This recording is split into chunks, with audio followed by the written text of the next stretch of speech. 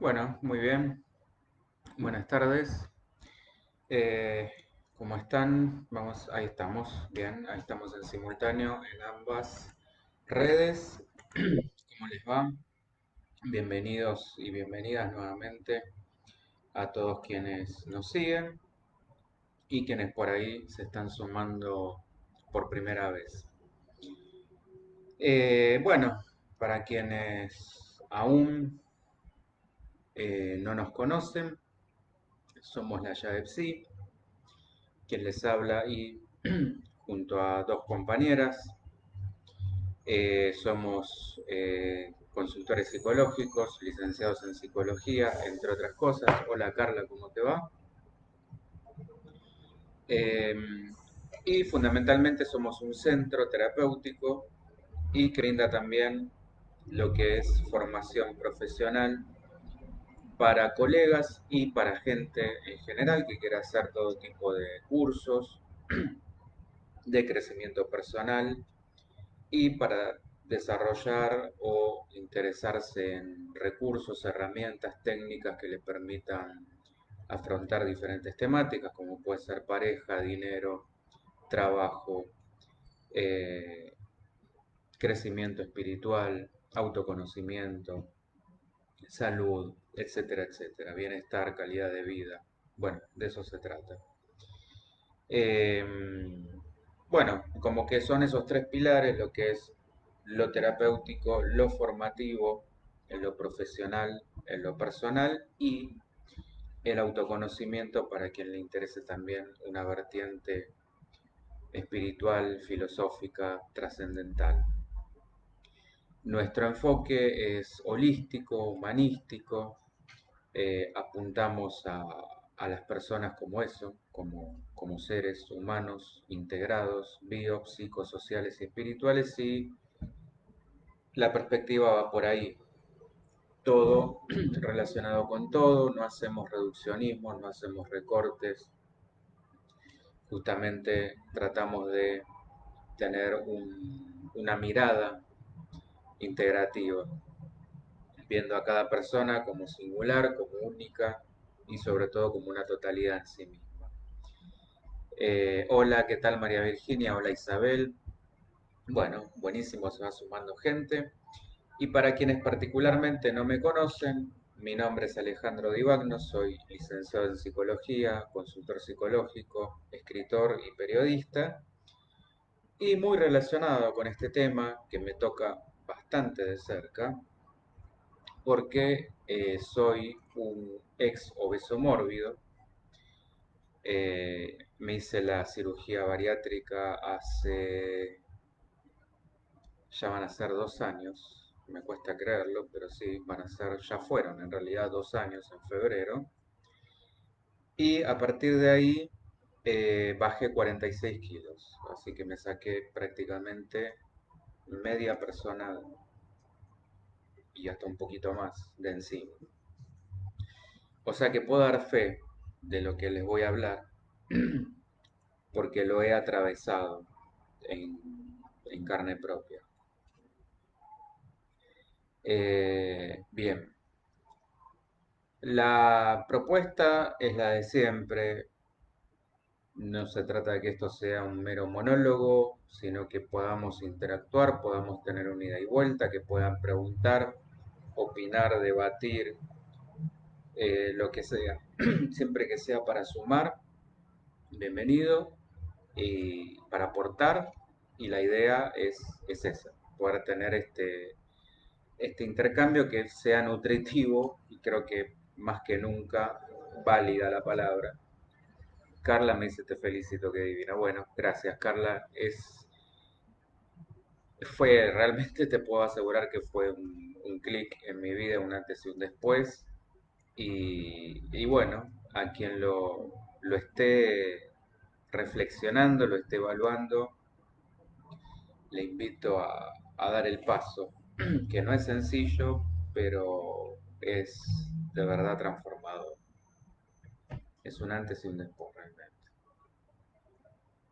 Por supuesto que no es el único camino, pero bueno, hay casos como el mío donde llegué a un cierto punto donde la verdad que no quedaban muchas otras variantes y esto se decantó y se corrió como un velo, porque antes ni siquiera estaba en mis evaluaciones. Y bueno, fue así como se corrió ese velo y algo hizo clic. Bueno, tan rápido como eso lo decidí y lo hice. Bien, vamos a empezar a desanar este tema que es interesantísimo, intensísimo. Eh, Así que vamos a ir viendo de qué se trata. Primero, quiero aclarar una cuestión, es que vamos a ir viendo por partes, como hacemos siempre. Isabel, qué bueno que puedes compartir tu experiencia. Es que si no, si me la guardara Isabel, ¿de qué serviría? O sea, y esto tampoco es hacer, bueno, ponerme como ejemplo, porque no soy ejemplo de nada, sino simplemente alguien que hizo este camino, a mí particularmente me dio resultado, me sirvió. Por ahí hay muchos otros con un tema tan delicado que uno les pueda dar una luz donde pareciera que todo estuviera tan oscuro, ¿no? Eh, de eso se trata por ahí el mensaje que quiero llevar. Y sobre todo cuando es un tema para muchos, como era mi caso, pero en mi caso por ahí más vinculado a lo psicológico, pero para muchos es un tema como tabú en el sentido desde la poca o nula información que se da desde lo masivo, ni hablar las obras sociales que de esto se desentienden porque obviamente insume un costo que no quieren pagar. En el medio hay muchos grises, porque esto es una mera fórmula donde si estás arriba de tanto sos operable, entre comillas, si estás por debajo de tanto no lo sos, y si estás en ese gris es como queda a criterio de vaya a saber quién. Hay una ley nacional de obesidad, gracias a Cormillot, esto no sé si todo el mundo lo sabe, por el cual quienes estén arriba de ese índice tranquilamente pueden solicitar a su obra social o prepaga esta intervención. Entonces, esto es bueno que lo sepan, es bueno que lo peleen y es bueno y necesario y obligatorio difundirlo. Si quien se digne de agente de salud, ni siquiera mental, agente de salud en general. Carla, cómo hacer para ayudar a un obeso mórbido y que no se enoje? Bueno, te voy a decir que es difícil que no se enoje porque yo particularmente me enojaba muchísimo. Y uno debe entender acá que el enojo no es con uno, es con uno mismo. Y que es muy difícil al comienzo separar. O sea, muchísimas veces yo, cuando me decían algo, mi reacción era esa de la típica, no me erre las P, lo voy a decir así, sin filtro. Eh,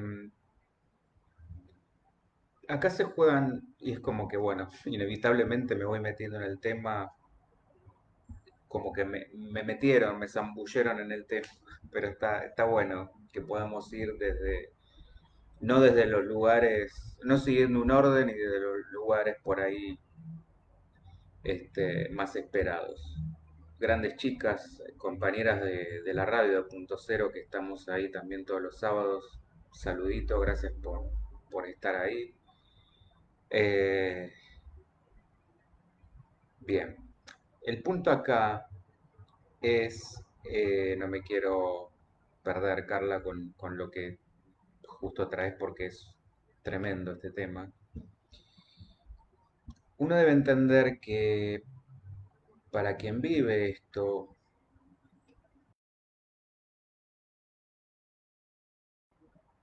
Em, la mejor manera es tratar justamente de ir respetando estos tiempos, entendiendo que cuando hay enojo por ahí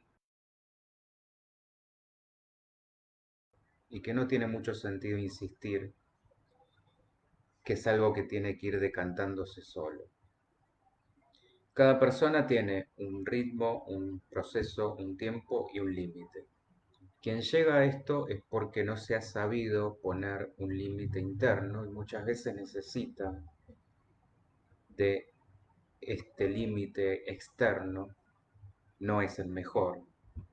Aclaro también que esto no es magia, no es que, bueno, me opero como si esto fuera eso, una solución mágica y todo a partir de ahí es maravilloso, porque no lo es. En mi caso fue todo muy vertiginoso, pero en general es un proceso de mucho tiempo, que no es agradable ni en lo anterior, ni en el durante, ni en el posterior. Por más que se nos quiera vender como, bueno, esto te va a cambiar la vida, que es real, y que va a ser para mejor, que también es real, pero implica todo un cambio de hábitos, de mentalidad, de filosofía, y como siempre es mucho más difícil el después y el mantenerse que eh, lo que venía haciendo hasta ese momento. Hay que hacer como todo un reacomodamiento psicológico, corporal, de coordinación, bueno, a todo nivel. Por eso es realmente un renacer.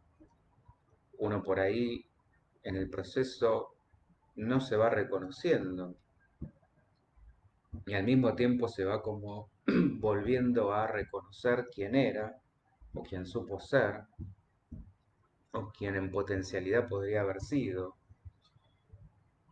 Con lo cual se juegan muchísimas cosas acá, no solo a nivel orgánico, sino a nivel de identidad del yo, de autoestima. Bueno, eh, es muy normal esta reacción del obeso de agarrársela con el afuera. También hay una realidad que es que se lo acusa muchas veces al obeso de ser el culpable de, de su estado, cuando en realidad, y por eso yo aclaraba al comienzo este enfoque pluralista que tenemos, múltiple, porque son múltiples los factores que van a converger en el desarrollo de una obesidad. No es solamente el prejuicio del glotón que no puede parar de comer dulce o el perezoso. Esto está instalado en el colectivo social y por ahí es contra eso, contra lo que se revela el obeso. Es como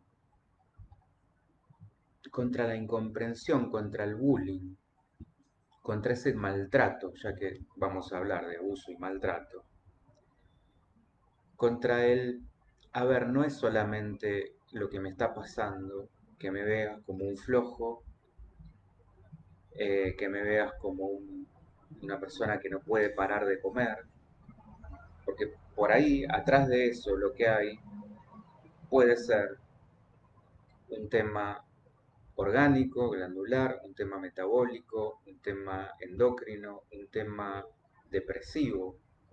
Muchas veces la obesidad no se sabe qué es primero, si el huevo o la gallina, si la depresión la que genera la obesidad la que genera la depresión, y esto se va retroalimentando. En el medio de eso está toda esta agresión volcada, ya el obeso de por sí vuelca la agresión sobre sí y encima la de todo el medio. Con lo cual cada vez se va cargando de todo esto y si encima aparece el dedito de ¿por qué no te pones, por qué no te cuidas, por qué no te pones bien, por qué no te querés? Y de verdad a veces dan ganas de mandar a más de uno allá donde sabemos,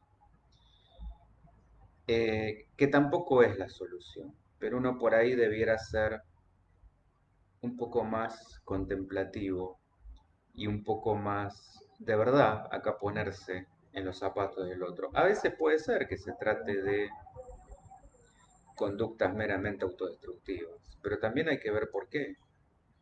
Puede haber, como en muchos de los casos que vamos a ver, alguna historia de abuso detrás.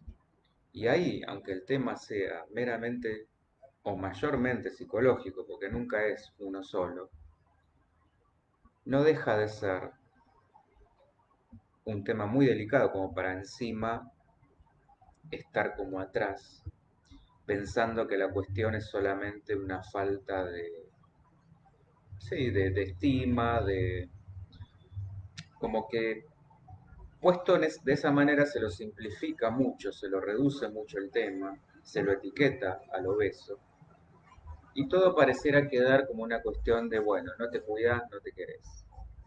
Y hay mucho más atrás de esto. Por empezar, yo les quiero introducir o traer el tema de el maltrato y el abuso. Porque esto empieza desde muy temprana edad. No es que un obeso llegado a un nivel mórbido se genera de la noche a la mañana. Si hablamos de una relación, que como yo decía, no es que se den todos los casos, y eso es lo que quiero aclarar. Si bien hay muchos casos, ya vamos a ir viendo estadísticas, esto no se puede generalizar y hacer directamente como si fuera un axioma: obesidad igual a abuso más maltrato. No, esto no funciona de esta manera. Sería como también decir, detrás de todo eso hay problemas glandulares, porque tampoco, o lo que decía antes, hay problemas depresivos, si bien en la mayoría de los casos sí, pero de esto no se pueden hacer recetas generales. Cada caso es singular. Eh, para hablar de maltrato infantil, lo podemos definir como una acción intencional que está orientada a generar un daño por parte de esas personas que son o los progenitores o quienes cumplen la función parental hacia el niño o la niña. Acá otros autores van a sumar a esto la omisión, o sea, por acción o por omisión. Y se van a agregar otras modalidades menos conocidas, como pueden ser niños de frontera, víctimas de guerra, maltrato racial y rituales satánicos, en los que además de causas económicas y sociales vamos a agregar lo particular de cada cultura. Hola Antonella, hola Gise.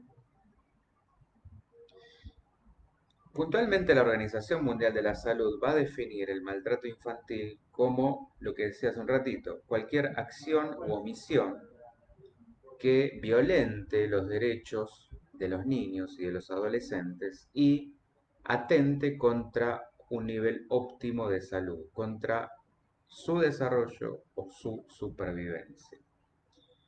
A esto, como dije recién, se va a sumar el condicionante cultural, ya que, por más que esto nos guste más o menos, hay lugares donde la cachetada, la famosa cachetada, o el tirón de orejas, incluso hablando de nuestro país, en ciertas provincias,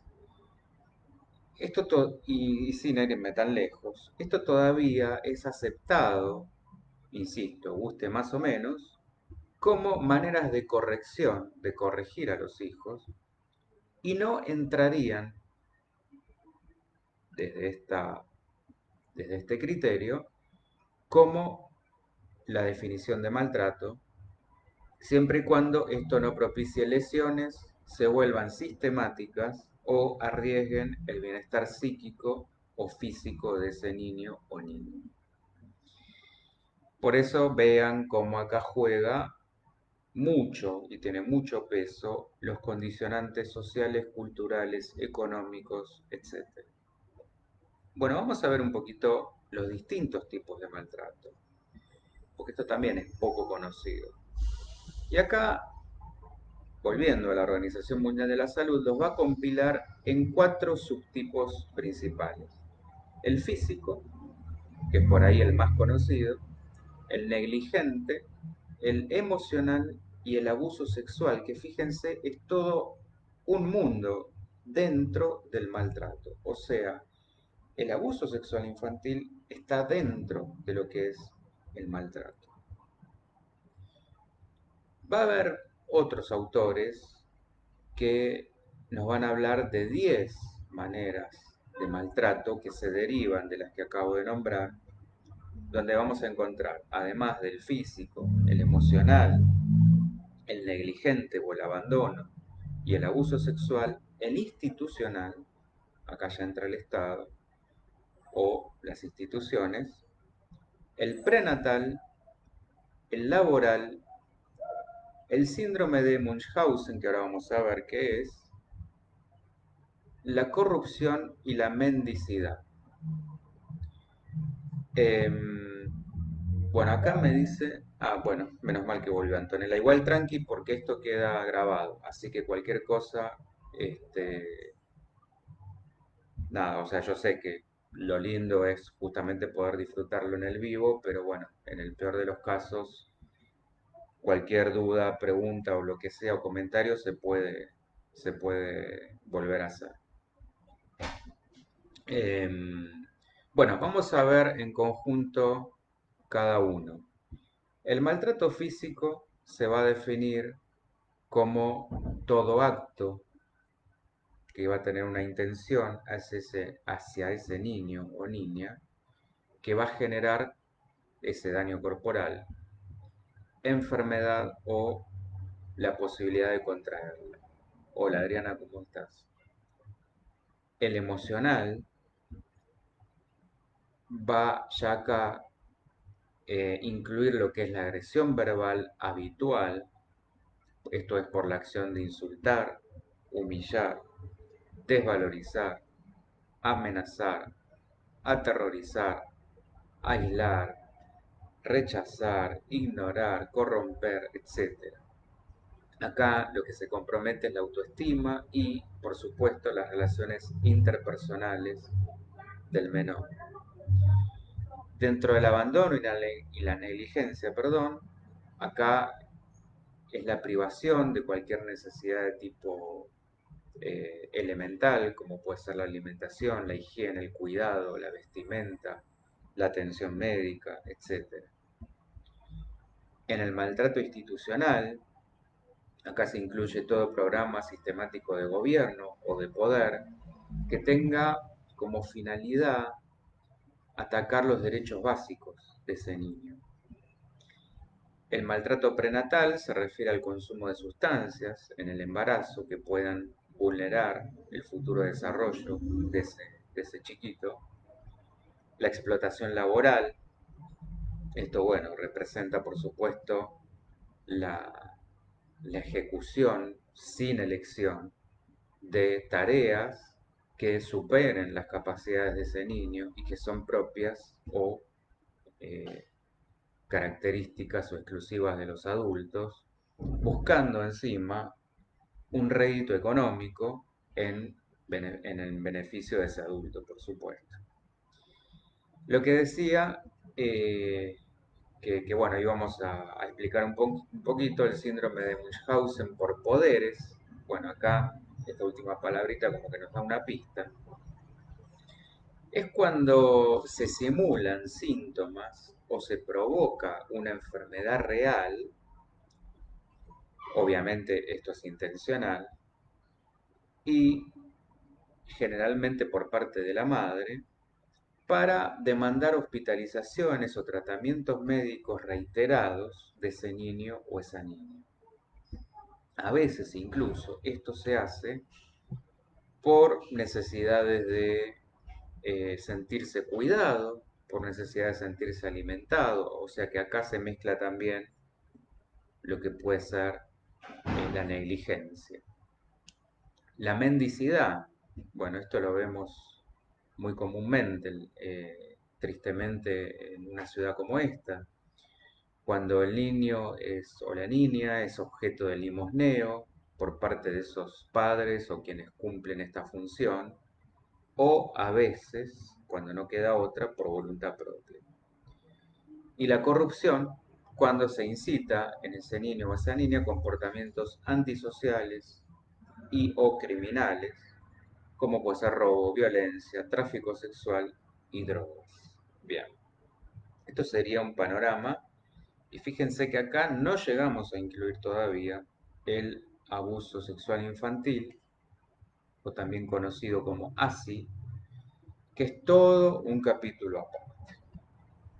Puntualmente, el abuso sexual se va a definir como la interacción entre un niño y un adulto, con el fin, por supuesto, de satisfacer a este último. Estamos hablando de un niño que desde luego no alcanzó todavía la suficiente madurez emocional y cognitiva para poder dar consentimiento. En primer lugar, tiene que haber una diferencia para poder considerar esto, una diferencia de edad entre el abusador y el abusado, mayor o igual a 5 años, que se eleva a 10 en los casos que el victimario tenga no menos de 15 a 17 años. Esto se explica porque entre el 15 y el 20% de los abusos son realizados entre menores, y esto es un dato, valga la redundancia, no menor, significativo. Y en segunda instancia tenemos que tener en cuenta la conducta específica del abuso, que, y esto aunque parezca mentira, algunos piensan o relacionan el abuso con contacto físico y no necesariamente tiene que haber o esto implica contacto físico, ya que también dentro del abuso entra la pornografía, el exhibicionismo y todo tipo de estrategia de manipulación, seducción, engaño o coerción. Hay estudios que afirman que las víctimas de maltrato físico, y fíjense el dato que les voy a dar ahora, conllevan 9 veces mayores chances de evolucionar hacia un trastorno de conducta, dentro de las cuales por supuesto están los trastornos de alimentación, pero no es el único. O sea, nosotros hoy vamos a abarcar este aspecto, pero muchas veces se da más de un trastorno junto y no solamente el trastorno de la alimentación. Por eso acá esto es muy singular de cada quien porque como que cada persona va a expresar esta, esta violencia puesta sobre sí de distinta manera, como pueda, como le salga, como sepa, como haya aprendido. Pero fíjense el dato, 9 veces mayores chances de evolucionar hacia un trastorno de conducta. En tanto, el abuso sexual infantil es dentro de la gama de maltratos el de mayor predicción de futura criminalidad entre las mujeres, mientras que la negligencia deriva en sintomatología asociada a la depresión y ansiedad crónica como preludio de el estrés postraumático más adelante. Bien, relacionando la obesidad con, o mejor dicho, el abuso con la obesidad, acá ya nos metemos en una perspectiva psicoanalítica. Podemos decir que ese obeso, ustedes piensen que el primer contacto amoroso que ese infante recibe es el de los padres o de quienes cumplan ese rol real, simbólico, imaginario, como sea, pero quienes estén o no, eh, sobre todo por esa madre que va a ser quien desde la teta va de alguna manera a instaurar esta relación teta, comida, amor. En el medio de todo esto no nos olvidemos, psicoanalíticamente hablando, aclaro, tenemos complejo de Edipo, castración, etcétera, etcétera. Si todo esto es de alguna manera bien tramitado, podríamos esperar, dentro de lo esperable, un, entre comillas, normal desarrollo de ese yo, de esa construcción psíquica, para decirlo por ahí fácil, un yo relativamente fuerte, recursos, herramientas, independencia, una relativa bien armada autoestima, etcétera, etcétera. Cuando esto no se da, y acá siempre es por exceso o por carencia, no es únicamente por lo que falta. A veces la sobreprotección, el sobrecuidado es tan malo como la falta o la carencia.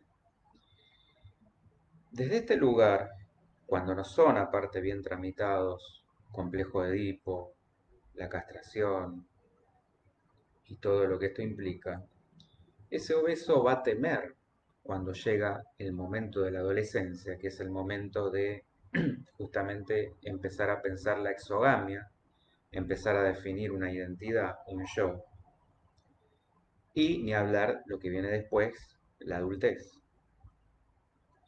De alguna manera se va a rehusar a soltar esas huellas que lo han marcado en la infancia, aún haya sido maltrato y o abuso.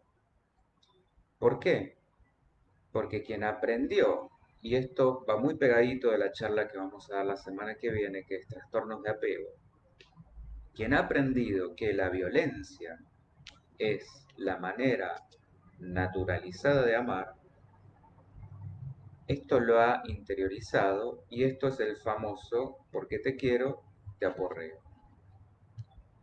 Entonces, esa personita en construcción va a tener miedo de volverse adulta, independiente, y esto explicaría, desde esta corriente, por qué el cubrirse, protegerse, tratar de llenarse con algo que ese afuera no se lo dio y no se lo va a dar. Y acá hay autores que hicieron una ligación interesante entre la comida y la completud de la falta. Además de estas fantasías de volver a fusionarse con esa madre, o quien haya cumplido este rol, como una forma, el psicoanálisis va a decir, de narcisismo primario. Esto quiere decir un estado precoz, una especie de paraíso primigenio. Acuérdense cuando estábamos fusionados con nuestra madre y prácticamente todo era idílico en ese sentido. Nada faltaba, todas las necesidades estaban cubiertas y estábamos fundidos. Como podríamos decir, sería como una especie de paraíso.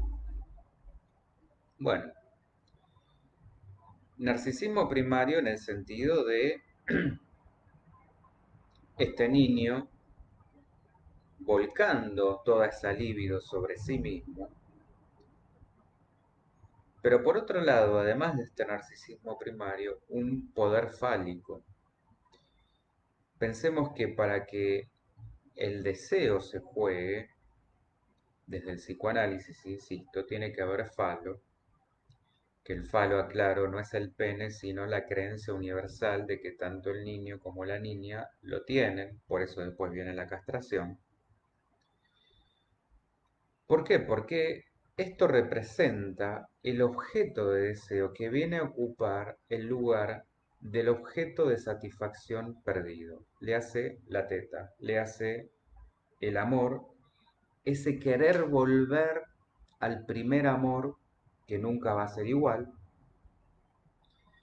De acá vienen los famosos tangos también, que nunca va a volver a ser igual, porque nunca, ustedes esto sí, tiene bastante lógica, piénsenlo, más allá del psicoanálisis, nunca la repetición de una experiencia es tan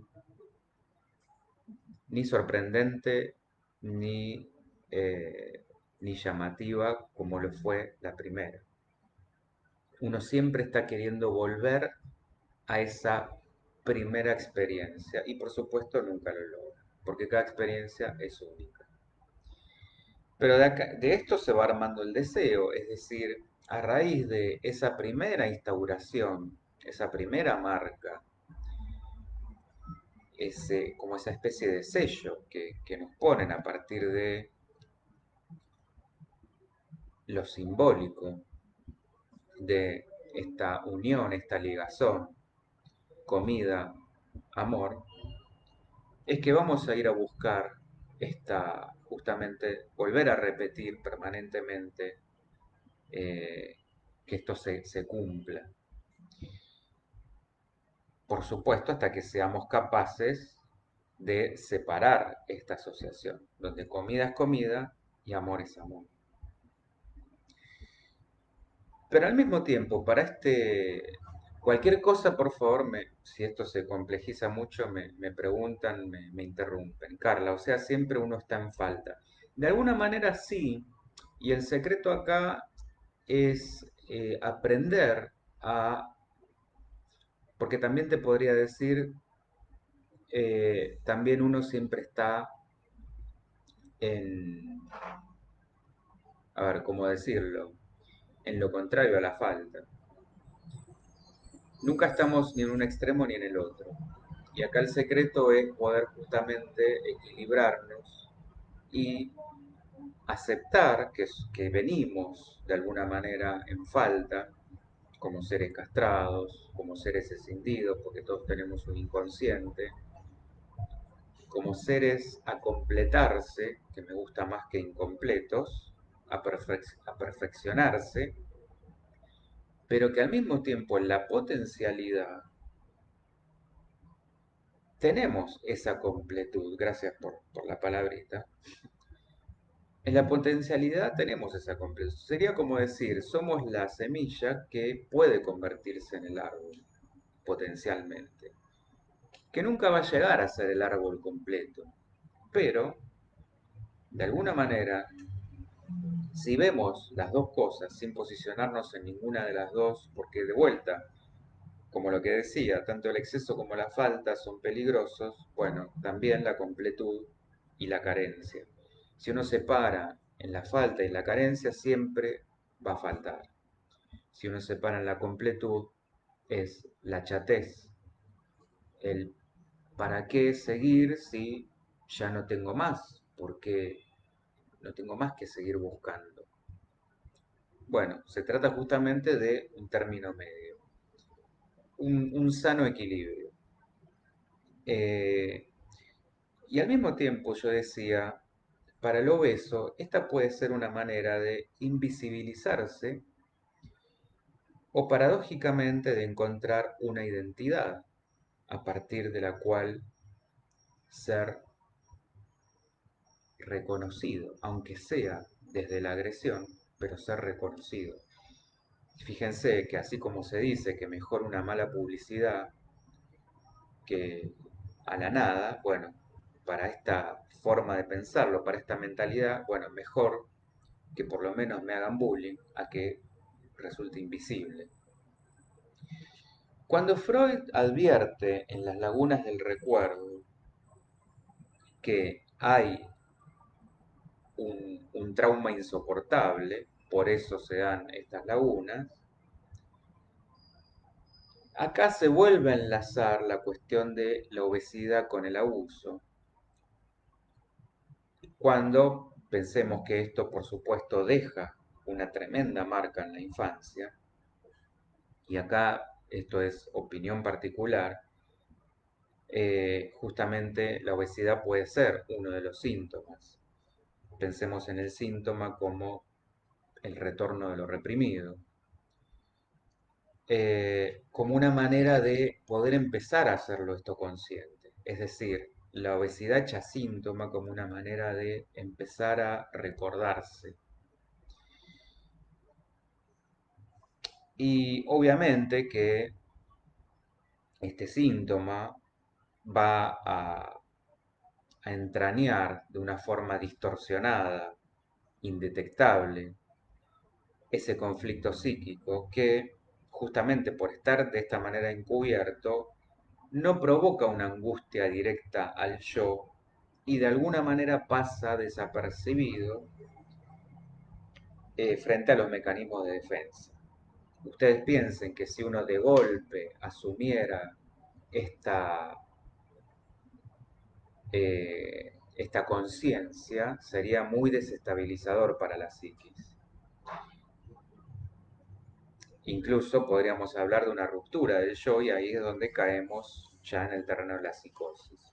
Ana María me pregunta acá por Instagram. Hola, a mí me queda la duda. En el Munchausen, ¿cuánto hay de consciente en el genitor que daña al hijo? Todo, todo.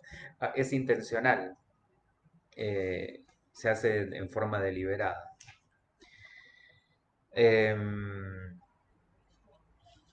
Bien. Bueno, y acá yo hablaba recién de Freud padre, pero también la hija ha aportado en esta temática.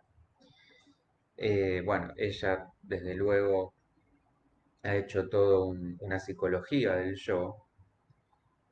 Y hablando de ese yo, ella nos va a decir que en el mejor de los casos es regido por el principio de realidad, que es el que se va a encargar de conciliar las necesidades del sujeto y su adaptación al medio externo, a ese medio social.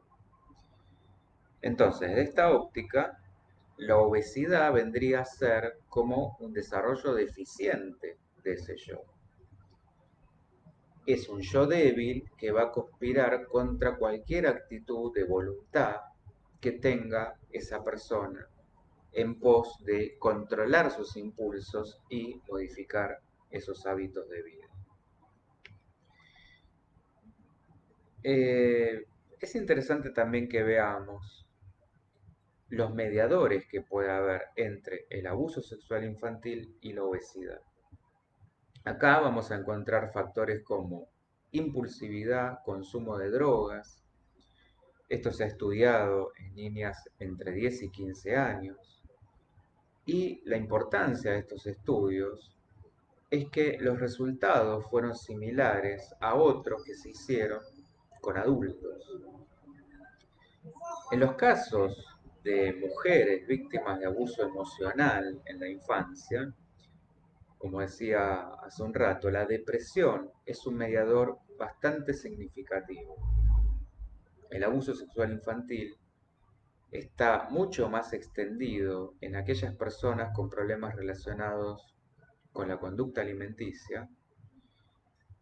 Y tenemos otro estudio con mujeres de 36 a 44 años que concluye que las que tuvieron antecedentes de abuso sexual infantil tenían el doble de posibilidades de tener algún desorden del espectro alimenticio. Acuérdense que acá no entra solamente la obesidad, sino anorexia, bulimia, pica, bueno, todos los derivados.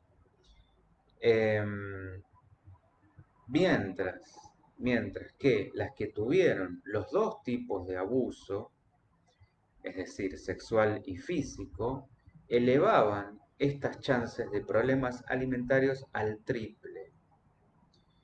Entonces acá es donde yo encuentro la fundamentación estadística como para hacer esta ligación, que, repito, no es que esto se dé en el 100% de los casos, pero los números son bastante significativos y hasta donde se sabe, porque sabemos que toda esta cuestión del maltrato y el abuso, lamentablemente y en muchos casos, suele quedar en secreto. Bueno, y en estos estudios se contextualiza el abuso entre medio, por supuesto, de otras causas y la conflictiva alimentaria, y no como causa per se. La relación entre el abuso sexual infantil y los problemas del espectro alimentario, si bien, como dije recién, desde algún punto podemos decir es escasa o no del todo concluyente, pero es confiable. Y pese a la diversidad de estudios que se han hecho y sus resultados, hay un gran número de variables, variedad de métodos utilizados que de alguna manera confabula un poco contra una mayor precisión y contundencia. Y lo que se pretendería por ahí es un criterio unificado en lugar de tantos múltiples experimentos aislados, sin posibilidad por ahí de justamente de vincularlos. Así todo, muchos estudios llegaron a la conclusión de que el abuso sexual infantil es perfectamente capaz de aumentar la propensión a desarrollar problemas alimenticios, entre otros. Nos extraña que acá podamos encontrar también trastornos de la personalidad, como puede ser un trastorno del tipo borderline, o trastorno límite de la personalidad, abuso de sustancias, trastornos de conducta, eh, que pueden comenzar en la niñez o la adolescencia, que pueden ser como trastornos antisociales, bueno, trastornos de estrés postraumático, trastornos de ansiedad, depresión, etc. Y a veces estas cosas se dan en paralelo. Bueno, para justificar estos estudios, estos autores estudiaron justamente la ligazón que hay entre el abuso, diferenciándolo de la violación, y los desórdenes alimentarios, las enfermedades psiquiátricas por fuera del espectro de la alimentación y el control de impulsos entre cuatro grupos de mujeres adultas divididas en víctimas de abuso sexual infantil, víctimas de violación, siendo mayores de edad, víctimas de abuso y violación, y grupo control sin ningún historial de abuso y o violación. Además, acá se tuvo en cuenta el estadio vital cuando se produjo el hecho y si este fue un hecho aislado o repetido, es decir, un incidente único o repetido a lo largo del tiempo. Bueno, esta comparación arrojó que aquellas mujeres víctimas de abuso sexual infantil únicamente y aquellas que además fueron víctimas de violación tenían muchos más síntomas del orden alimenticio, así como mayor tendencia a la falta de control de impulsos y conductas autoflagelantes y mayores chances de adquirir trastornos psicopatológicos relacionados con la comida. En otra investigación se encontró que estos síntomas se intensificaban cuando la víctima había sido abusada por un familiar, que esto también es un dato tremendo, pero en la mayor cantidad de casos esto sucede así, generalmente es un familiar, por acción forzada o si esta tuvo lugar antes de los 14 años. Bien, una de las preguntas interesantes que se hacen desde el psicoanálisis es ¿por dónde pasaría el deseo? Esto que hablábamos al comienzo. ¿Por dónde pasaría el deseo en el obeso? Bueno, pensemos que el deseo del obeso no se satisface con la comida. sino que se disfraza. Ese deseo no se va a llenar nunca.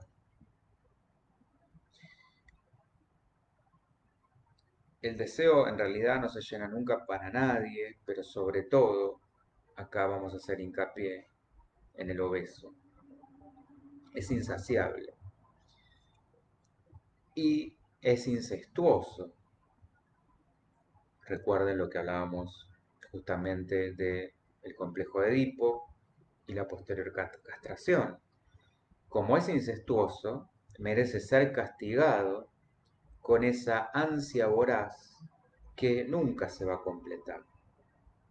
Es muy frecuente encontrar en, eh, en esa construcción psíquica del obeso que detrás de esto muchas veces hay una culpa por este deseo no procesado. Y como este deseo no puede ser reprimido, bueno, se va a hacer marca en el cuerpo. Es como a raíz de esta culpa inconsciente, como no puede exteriorizarse, se hace carne, es decir, se autocastiga. Por eso hablábamos de esa libido puesta sobre sí, ese narcisismo primario. Eh, y esto se va a hacer marca junto con todo aquello que no pueda expresarse con la palabra, lo no dicho, que es lo que se va a volver esa gordura como defensa para no ser devorado por ese otro, por ese medio. Primero, por supuesto, por quienes cumplen esta función o quienes deberían haberla cumplido. Y después, con todo lo que es el medio social. Acá hay mucha necesidad de poder decir. Es fundamental, y esto yo me he dado cuenta en mi propio proceso, hay muchísimo ahí que uno necesita justamente soltar, deshinchar, desinflar, hablar. Hay mucha palabra comida, hay mucho no dicho que se ha tragado, que se ha devorado, mucha emoción que no se ha soltado y que se ha hecho justamente que uno se ha comido. Por eso también el tema no son las dietas, no hay dietas milagrosas. Uno puede, y esto es algo que yo siempre digo, uno puede comer todos los días una lechuguita, pero si la come enojado es peor que si hubiera comido una pizza entera. Hay que comer de todo en el tamaño indicado, que es la medida, esto que me dijeron desde el posoperatorio, la medida de la mano, la cajita de fósforos, esa tiene que ser la medida. Pero sobre todo, o junto a esto, cómo uno come. Porque si uno come justamente estando enojado, va a comer a esa comida, por más saludable que sea, le va a agregar el condimento del enojo. Y esto es lo que cae mal y lo que engorda. Lo que justamente va a uno lo va hinchando. Y es literal. Fíjense muchas veces la sabiduría de las palabras esconden el verdadero significado de las cosas. Uno se hincha literalmente. Carla, o sea, sujeto no deseado tienen los obesos mórbidos. Sí, o sea, no está procesado ese deseo, no está bien digerido y bien también haciendo juego con esta palabra. El deseo, desde el psicoanálisis, siempre hablando, aclaro esto, eh, esto incluye, por supuesto, lo que decíamos hace un rato, correcto desarrollo de el complejo de Edipo con cualquiera de sus probables resoluciones, la castración, de manera que uno pueda, volviéndose ese yo independiente, autónomo, autosuficiente, a partir de ahí se pone en juego la maquinaria del deseo, es decir, uno pone ese deseo por fuera, y estamos hablando por fuera del deseo incestuoso de los padres o quienes hayan cumplido esa función, y esto va a llevar a la exogamia. Cuando esto no sucede, ese deseo queda trunco, como no puede, y esto le genera culpa, llevar al acto el deseo incestuoso, pero tampoco lo logra llevar hacia afuera, lo pone sobre sí.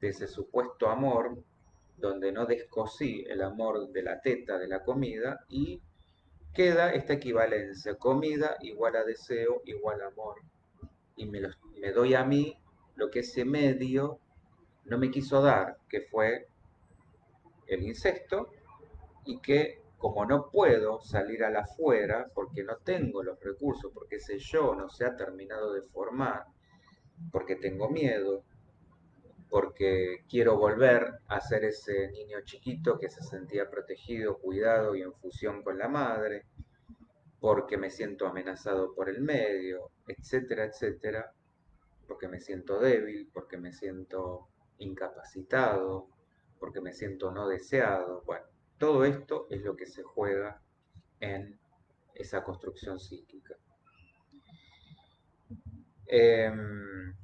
Y este miedo de ser devorado, por supuesto, de ser devorado por quienes de alguna manera me han demostrado amenaza, me han demostrado agresión y violencia. Entonces, como hay una incapacidad de dirigir esa agresión hacia afuera, esto se vuelca hacia adentro. Por eso lo del narcisismo primario. El tema acá de fondo es que no se tramitó la castración. No aceptar la castración equivale a lo que decía recién, no aceptar la prohibición del incesto, y la obesidad vendría a ser como la manera de esquivar esa ley, haciendo cuerpo el deseo incestuoso. Entonces, en relación al abuso infantil, cuando este deseo incestuoso no es de alguna manera cercenado mediante la castración y el sepultamiento del Edipo, que esto sería la niña aceptándose como castrada de base, mientras el niño va a tener miedo de la castración, y la prohibición del incesto se ve repentinamente violentada, queda acá una marca indeleble a partir de la cual la obesidad como fantasía de regresión a ese estado primario de invulnerabilidad, donde nada me podía pasar, nada malo podía suceder. Esto, bueno, es una de las maneras que el psiquismo encuentra o tramita para bancarse, para tolerar el trauma insoportable de la pérdida de la inocencia y la confianza en el otro. Este es el punto clave. Hay un quiebre ahí que es la pérdida de la inocencia y la confianza en el otro. Otro con mayúscula, porque es el otro significativo, el otro padre, madre, o quienes debieron cumplir ese rol de amor y no lo cumplieron. Entonces, si mi principal figura de amor, cuidado, etcétera, etcétera, queda truncada, queda rota, ¿qué confianza puedo tener en ese mundo externo? Por lo tanto, mejor pretender volver a ese punto originario donde yo estaba fusionado con mi madre y donde nada podía pasar, nada podía suceder. Carla, muy buena explicación. Bueno, muchas gracias. Es complejo el tema, pero me alegro que se entienda. Y acá incluso encontramos un paralelismo, y esto es tremendo, un paralelismo de la mujer sobre todo, en la mujer obesa con la mujer promiscua, siendo las dos socialmente estigmatizadas como idiotas, fáciles, inservibles, y como si no tuvieran dignidad ni autoestima. Eh, desde este lugar, y esto volviendo un poquito al principio, pero también con lo que me preguntabas, Carla, bajar de peso implicaría para el obeso dejar de desear y de ser por ende también deseado. Deseado por supuesto desde esta mirada, aunque fuera agresiva, pero es en definitiva por lo menos una devolución. Entonces, en estos casos, la obesidad vendría a ser más una máscara en la que ocultar el deseo más que una barrera protectora.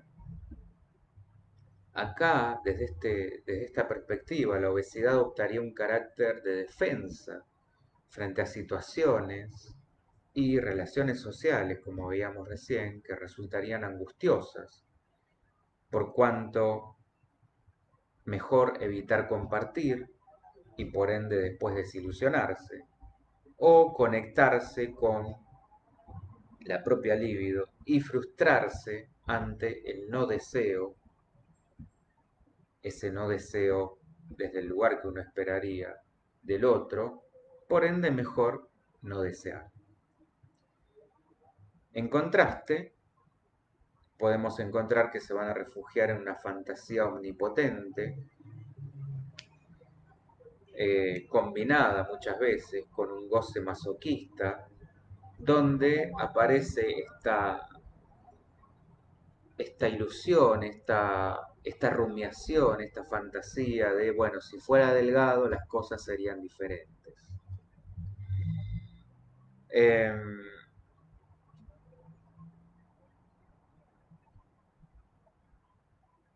Acá vean que toda esa agresividad es volcada hacia ellos mismos. Y como decía hace un momento, una de las maneras en que esto se podría aliviar, toda esta carga, es a través de la palabra, por eso la importancia de una terapia. Es decir, deshinchar todo esto que ha quedado guardado y no expresado. Hay toda una cuestión acá con el manejo de las emociones, la recuperación de lo corporal, el poder volver a mirarse, el volver a conectar con el cuerpo, con, con el sentirse a gusto, con el poder sentirse deseado, con el poder fluir espontáneamente, con el poder moverse sin temor a la crítica, al ridículo. Bueno, hay mucho de esto en juego. Eh,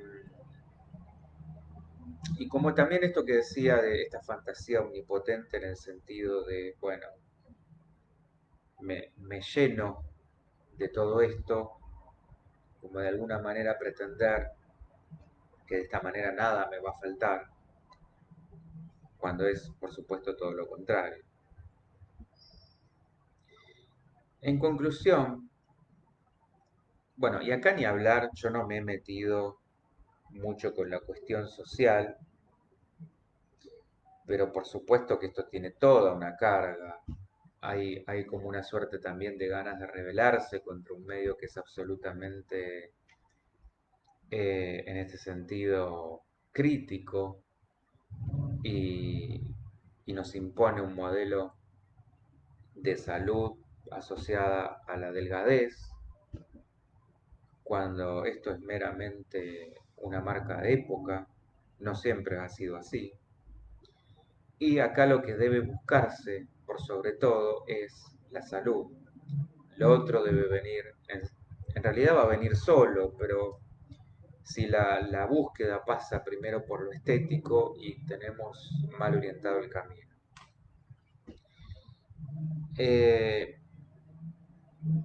yo con lo que quería concluir, y bueno, por supuesto, si va habiendo más preguntas, dudas o lo que fuere, me dice, es que más allá del prejuicio simplificador de que muchos todavía hoy siguen considerando el tema de la obesidad como un problema de falta de voluntad o glotonería, podemos de alguna manera delinear algunos trazos que permiten sacar algunas conclusiones generales. En primer lugar, corrernos del paradigma médico que se relaciona esto con lo que decía recién, este posmodernismo en el que nos toca vivir, donde se pretende recortar toda la realidad a soluciones fáciles con segmentos perfectamente encuadrados, medibles, cuantificables y manipulables. A mí, yo me acuerdo cuando fui a hacer la consulta puntualmente, bueno, me han tocado dos casos que quiero comentar. Eh, Primero fui a una supuesta especialista en trastornos de alimentación, que bueno, fui justamente por eso, de la cartilla, estoy hablando de una cartilla, una prepaga como cualquier otra. Eh, y la respuesta que tuve era realmente para denunciarla a esta señora, porque mi consulta fue, como podría ser cualquiera, de ir a ver qué alternativas tenía. Estaba ya pensando en la posibilidad de la cirugía y que me diera una opinión calificada profesional de si esto era una buena opción y cuáles eran los pros y los contras. Bueno, su respuesta fue absolutamente violenta porque me dice directamente, no, usted no se tiene que operar así. Eso es todo un negocio. Usted lo que tiene que hacer es una dieta y yo le voy a indicar cómo. eh, y además tiene que tomar esta medicación. Bueno,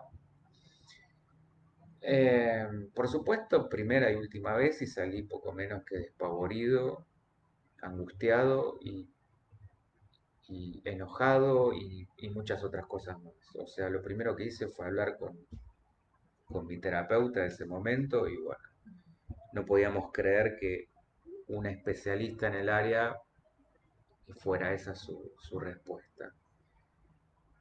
Ahora, yo tampoco esperaba que me dijera sí, es lo mejor, pero por lo menos de una opinión medianamente objetiva, decir, bueno, mira, tenés esto a favor, esto en contra, pensalo, fíjate qué haces.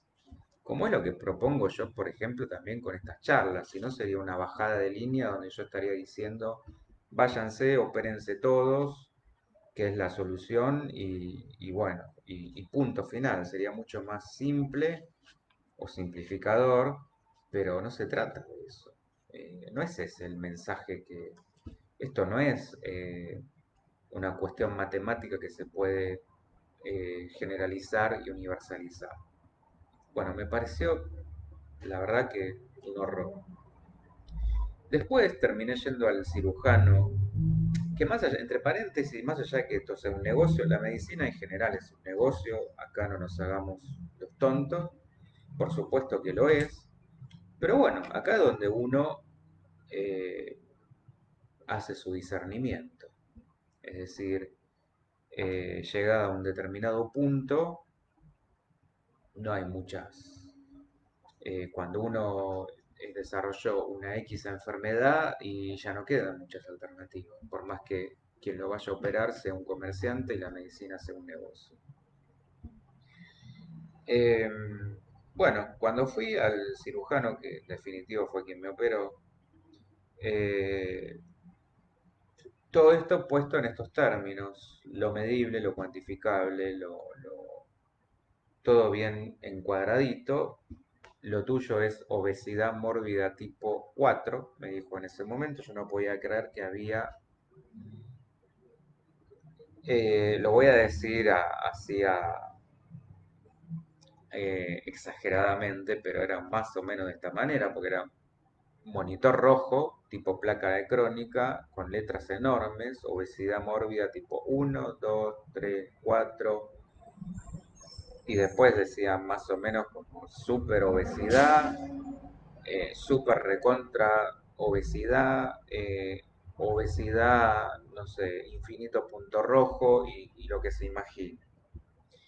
Lo digo así para quitarle un poco el drama, pero era más o menos de esta manera. Yo estaba en el medio. Y todo muy dándole un tinte cientificista, todo vía computadora, detrás pared con 80 diplomas, donde el tipo ponía hasta los cursos de uñas esculpidas, eh, o sea, como diciendo, era un monumento al ego. Bueno, el tipo, una supuesta eminencia, que llegaba, y esto porque lo vi, a la puerta del consultorio con un Mercedes-Benz. Y, por supuesto, y acá es donde entra, y tiene razón la señora, todos también, y esto debiera ser motivo también de denuncia, y por lo menos me voy a dar el gusto acá de poder decirlo, todos o muchos cobran esta coimita por fuera, cuando ya estás jugado y ya diste el sí, es el, bueno, pero fíjate cuánto podés dejar, porque viste que las obras sociales o las prepagas nos están pagando poquísimo, y uno ya dio el sí y ya está jugado.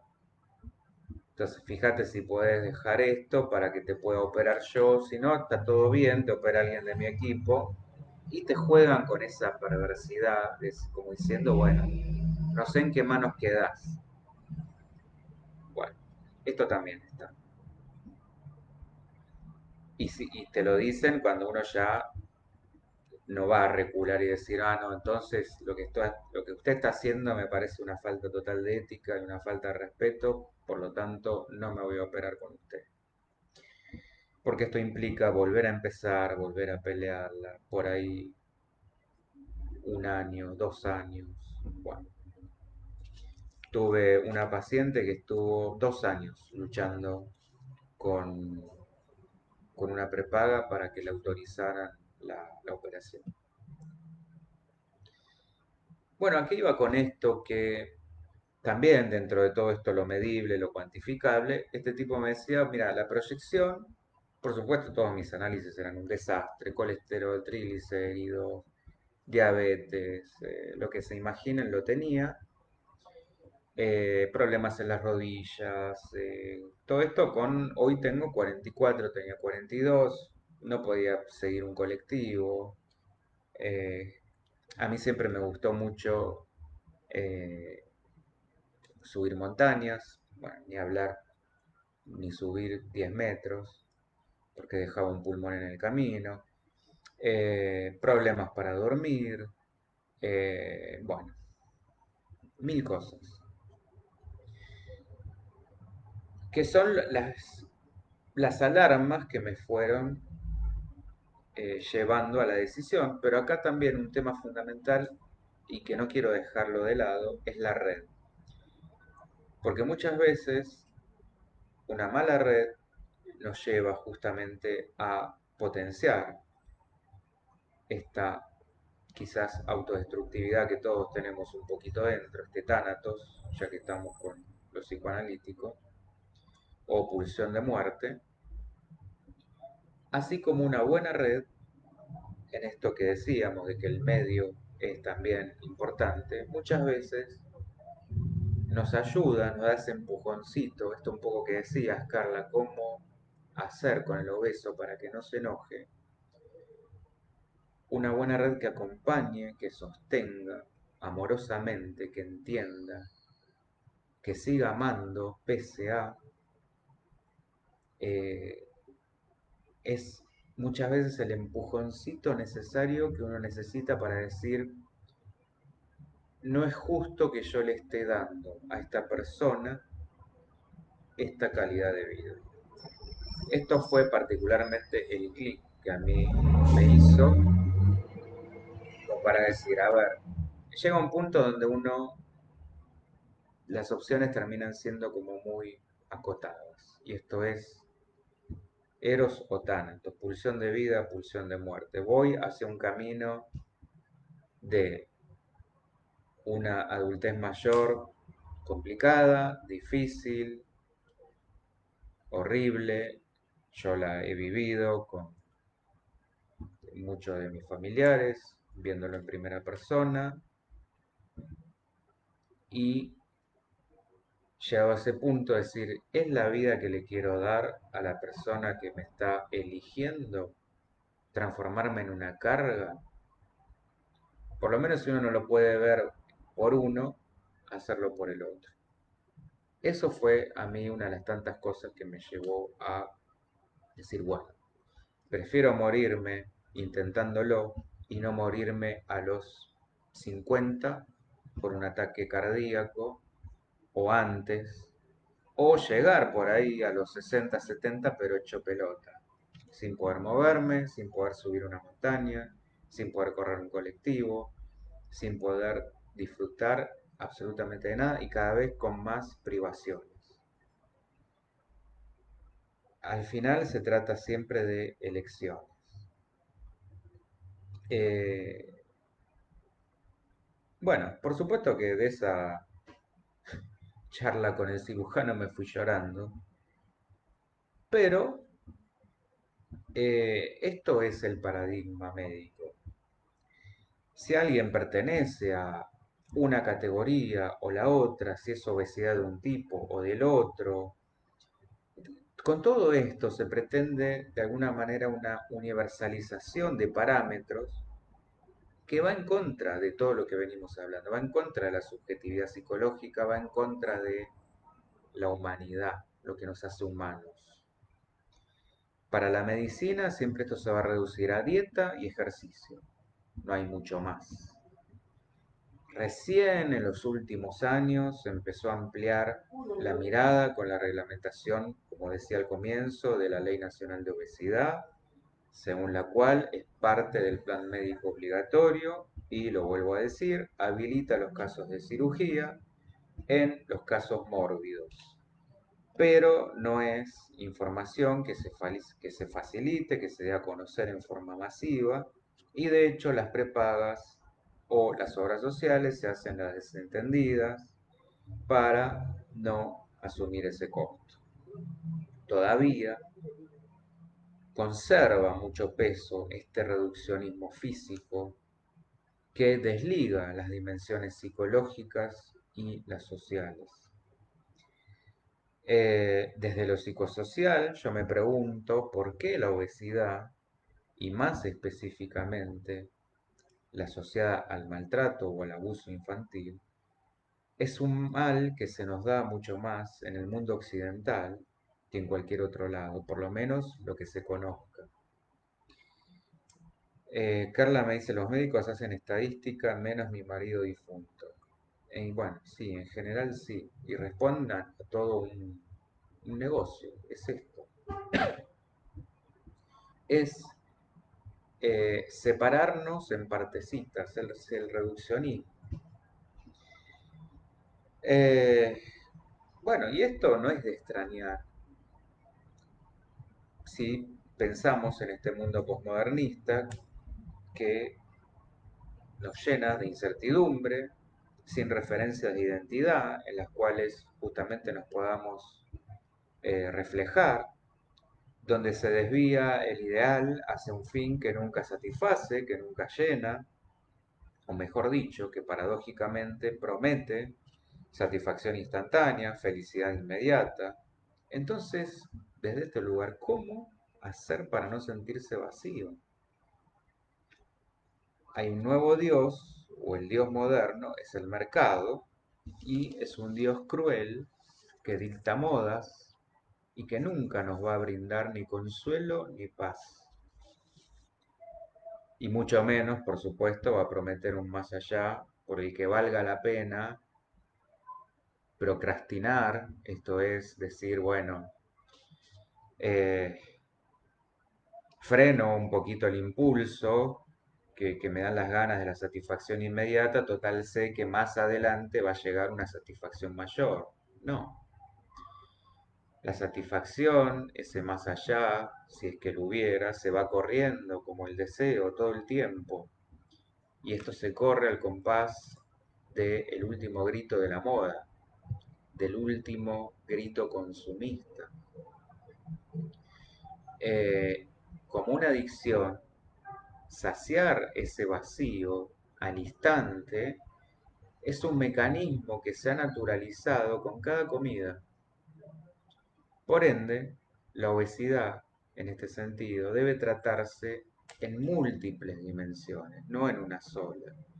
Y como una adicción, esta sería mi primera conclusión. No es una problemática X o que se la pueda reducir desde lo médico biologicista o que se la pueda reducir desde lo desde lo social o que se la pueda reducir desde lo psicológico. Es todo eso junto en interrelación.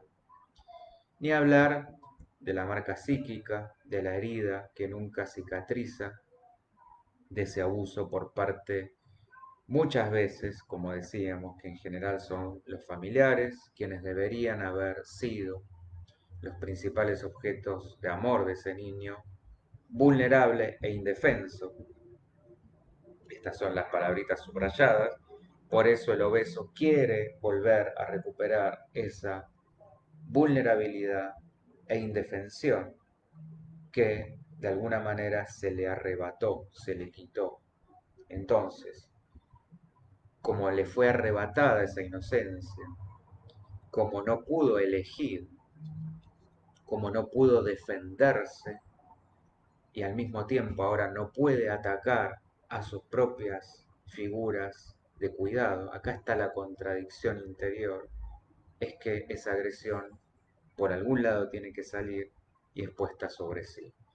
Como obesidad, cómo puede ser consumo de sustancias, cómo puede ser el suicidio, cómo puede ser la depresión, cómo puede ser la ansiedad, cómo puede ser conductas antisociales, cómo pueden ser trastornos de personalidad, etcétera, etcétera, etcétera.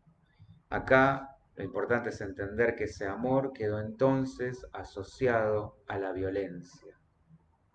Esto va a repercutir en futuras relaciones muy probablemente violentas, tóxicas. Entonces, ¿cómo procurar amor así? ¿Cómo tener autoestima? ¿Cómo quererse? Si el medio, por donde se lo mire, solo dio mensajes de vacío, de abandono, de incertidumbre y de violencia. Esa marca, ese trauma, ya sea por carencia o por exceso, como vimos al principio, eh, por lo general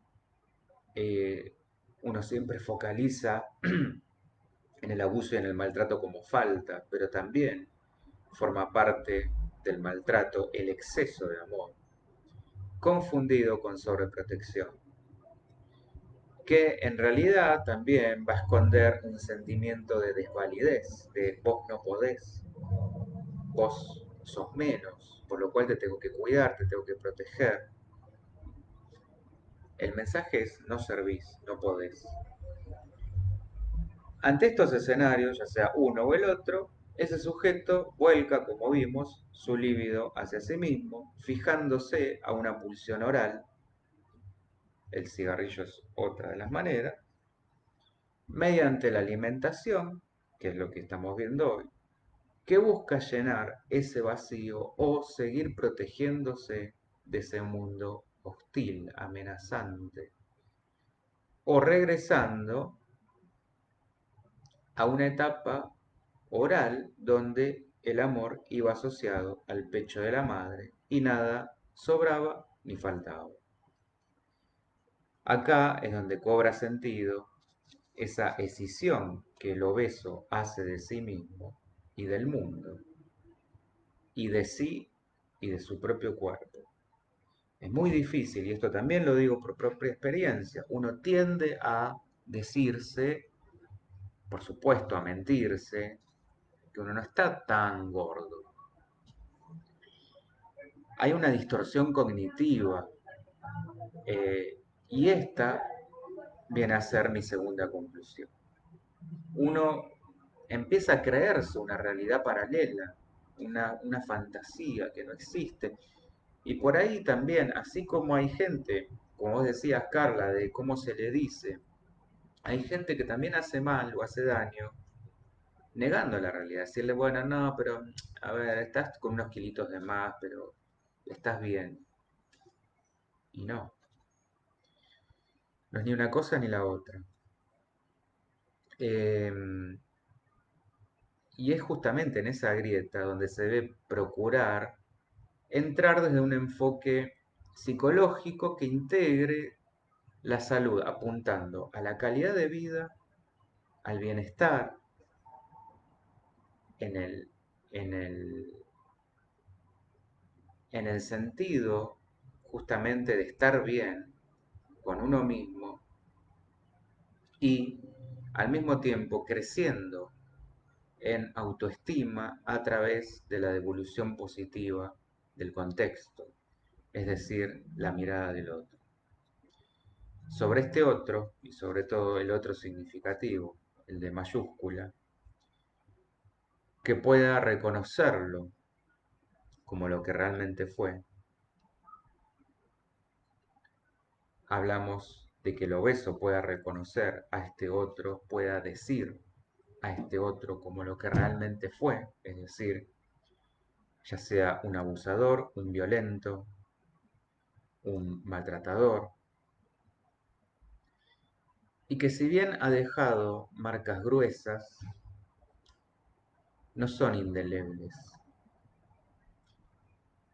Eh, no vamos a ser hipócritas, no lo voy a hacer, no es que se puedan mágicamente borrar, pero sí se pueden resignificar. Y acá es donde también la corriente sistémica puede decir mucho al respecto o puede aportar mucho en cuanto a lo que es el armado permanente del sujeto en relación con su medio. Es decir, este sujeto hará, hará, digamos, su propio medio a partir de sus propios cambios, en lugar de esperar que el medio cambie, diferenciando acá lo que es la familia de la familia que uno internalizó, o lo que sería la familia real y la familia internalizada. Y simbólicamente matando, entre comillas, a la familia. Eh, Incluso acá hasta podemos hacer un paralelismo con algunas corrientes más metafísicas, esotéricas, espirituales, donde nos hablan que, orientales también, donde uno crea su propia realidad. Y esto es realmente así. Uno no puede cambiar los hechos, pero sí puede cambiar cómo esos hechos emocionalmente han quedado grabados. Por eso la importancia de poder decir, de poder ponerlo en palabras. Y a partir de ahí es que uno lo puede nombrar y al nombrar uno empieza a quitar poder. Y finalmente, como conclusión final, es nuestra tarea, mi tarea como psicólogo, por ahí una tarea titánica si se quiere, pero en tratar de que estas personas puedan y me incluyo, poder correr la mirada de este pasado angustiante y centrarse en un futuro que puede no ser tan incierto y tan oscuro a partir de lo que decidamos hacer hoy con nuestro presente, que en definitiva es lo único que tenemos y lo único que cuenta. Si me quedo atrapado en la marca que ha dejado esto, bueno, voy a quedar fijado ahí y de ahí no salgo. Le hace esto depresión, autocastigo, pulsión de muerte. Si me voy a lo que puede llegar a pasar, quedo atrapado por la ansiedad. Todas las amenazas que puedan venir de ese mundo hostil, con lo cual me voy a evadir a como dé lugar. Consumo de sustancias, adicciones, enfermedades, etcétera, etcétera. Por eso, si quiero realmente crear otra cosa, es lo que esté haciendo en este aquí y ahora. Y que pueda darme cuenta que pese a todo, me puedo rearmar, me puedo reconstruir, que hay un pasado que puedo poner en palabras en lugar de tragarlo, sino justamente hacer el proceso a la inversa, sacarlo. Eso ha quedado ocupando un espacio y así un espacio que forma un nudo, porque está comprimido, está justamente eh, haciendo como si fuera una pelota, porque es energía condensada, es energía de enojo, energía pesada, bronca, que al poder desarmarla, esto se libera, se suelta, libera lo que está ocupando para que se llene con otra cosa. Y que esa fijación oral se vuelva una fijación por expresarse sin importar más la mirada del otro y especialmente expresarnos en nuestra propia potencialidad creativa. Que lo que podamos expresar sea creatividad, sea espontaneidad, sea quienes somos, nuestra verdadera, eh, nuestro verdadero yo, nuestra verdadera esencia, y no esta máscara que asumimos para cuidarnos de ese entorno hostil. Bien, espero que esto haya aportado. El tema da para muchísimo más. Quienes les interese la temática, estoy dando un curso sobre justamente todo lo que tiene que ver con trastornos de alimentación, donde lo vemos desde muchas más corrientes, además de la psicoanalítica, incluso hasta desde la espiritualidad, y por supuesto brindando recursos y herramientas para cómo ir de a poco transitando este camino de sanación, donde, como digo, cada uno es singular y donde la cirugía no es el único camino.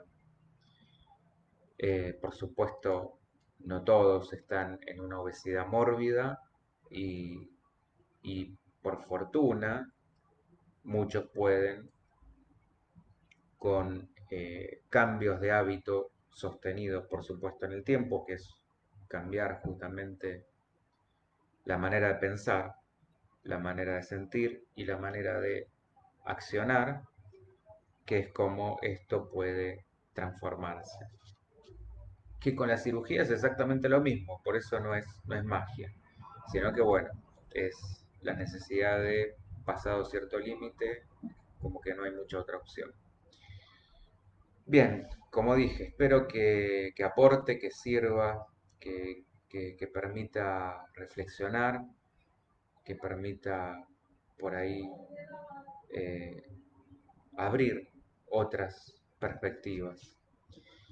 Cualquier comentario, duda, lo que sea, queda abierto en los canales, tanto Facebook, Instagram, Twitter.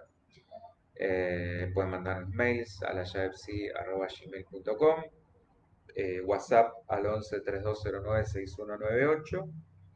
Visiten la página donde pueden encontrar todas estas charlas, los programas de radio, notas, otros videos, bueno, todas las actividades, talleres, formaciones que ofrecemos. No me quiero olvidar de contención, no me quiero olvidar de constelaciones familiares, no me quiero olvidar de bioneuroemoción. La página es layavepsi.com y por supuesto todos los sábados 11 horas estamos en punto cero, así todo con letras. Esto es vía internet, a través de la radio, donde nos pueden ver en vivo y escuchar. Bueno, ha sido todo por hoy y nos vamos a reencontrar la semana que viene, también a las 19:30 horas. Muchísimas gracias, un placer como siempre.